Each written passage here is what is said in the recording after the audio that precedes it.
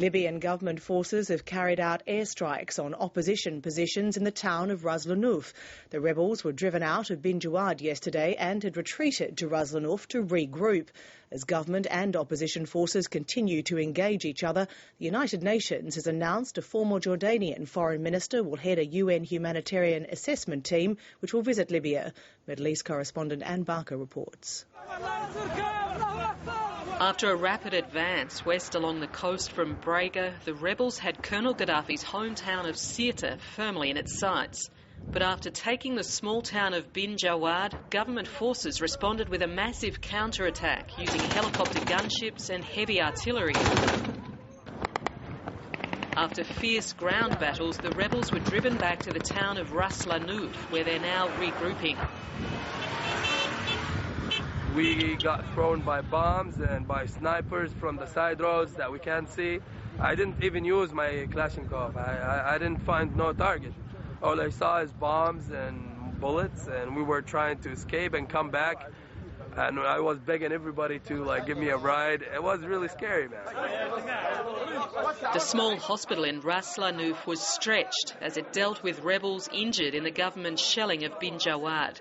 The government says its army is now moving east towards Ras Lanuf and onto Ajdabiya. It's a claim rejected as propaganda by the rebels, who say they still control Ras Lanuf and all the towns to the east, with more reinforcements being rushed to the front line.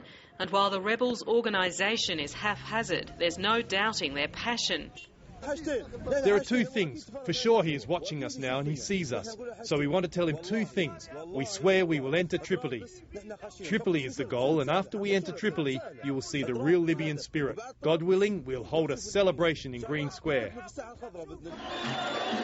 But taking Tripoli will be a massive task. It's where the government can still organise an impressive show of strength.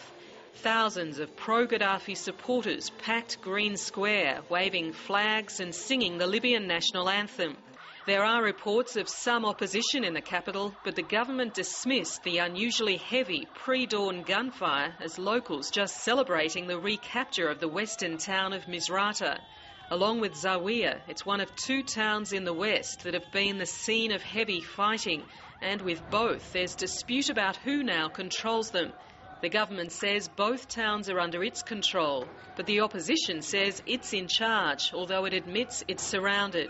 The situation in Misrata especially is of such concern the United Nations is demanding urgent access to the civilian population, and the Libyan foreign minister has agreed to allow a UN humanitarian assessment team into the country.